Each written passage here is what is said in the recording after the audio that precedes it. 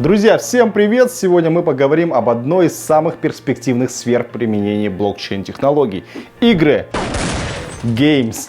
Поскольку тема криптогейминга весьма широка, в этом выпуске мы дадим лишь общее понимание того, зачем в играх блокчейн и почему криптоигровые проекты кажутся самыми доходными как для инвесторов, так и для игроков. Поехали! Как известно, игровая индустрия, особенно ее мобильный сегмент, растет очень высокими темпами. Например, в 2017 году выручка мобильных игр выросла более чем на 23% по сравнению с 2016 годом. При этом львиную часть выручки принесли именно free-to-play игры. По разным оценкам, их вклад составил около 75%. Free-to-play является наиболее прибыльной моделью окупаемости для игр. Такие игры бесплатные, но внутри них можно приобрести премиальную валюту или hard currency – камни, самоцветы, золото, кристаллы и даже пончики. Примеров игр free-to-play множество. Знаменитый Clash Royale, Clash of Clans, Candy Crush, Game of War, Mobile Strike и так далее. Итак, почему же мы выделяем именно эту категорию игр? Да потому что именно free-to-play игры являются совершенной средой для токенизации. Замените hard currency в игре на токены, и вы получите идеальный симбиоз. Представим, что hard-валюта игры – это криптовалюта, которая имитирована в ограниченном количестве и продается для использования в игре. Чем популярнее игра, тем большую ликвидность обретает криптовалюта. Для игрока получение приза в виде игровой криптовалюты – это возможность заработать реальные деньги, играя в игру, не будучи при этом профессиональным киберспортсменом. Юля, а как на криптовалюту в игре смотрят мобильные платформы? Хороший вопрос. Пока осуждающие. Мы обязательно пригласим на интервью представителей сторов, чтобы услышать их официальную позицию. А пока, чтобы соответствовать правилам платформ, создатели игровых проектов внедряют токены только в десктопных Windows, macOS и веб-версиях игр.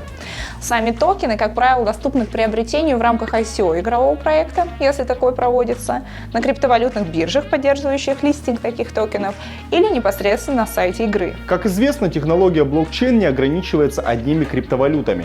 Итак, как же еще блокчейн используется в играх?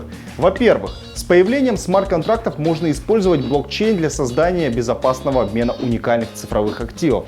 Также блокчейн обеспечивает надежное хранение таких активов ввиду того, что они размещаются не на отдельном частном сервере, а в доступном всем реестре.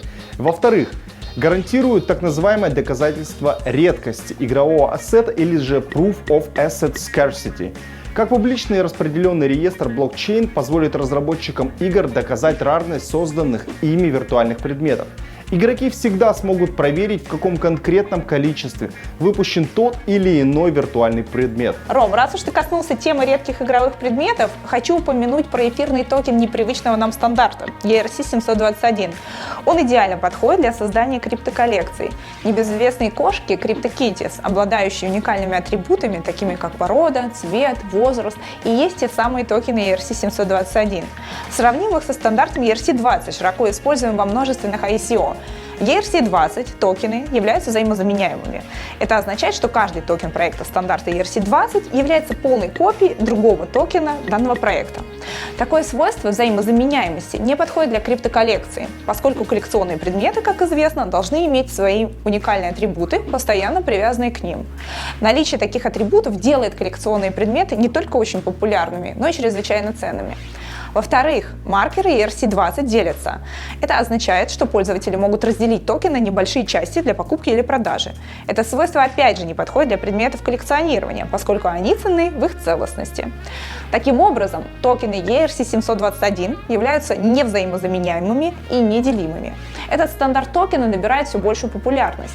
Первым криптогейминговым проектом с российскими корнями, который задействует стандарт ERC-721, является проект Eternal Heroes от студии Game Garden, коллекционный карточный батлер на блокчейне. Его целевой аудиторией являются любители хардкорных карточных игр, таких как Hearthstone и Magic the Gathering.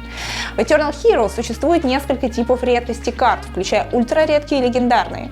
Данные карты выпускаются строго ограниченным тиражом и торгуются только на игровом аукционе.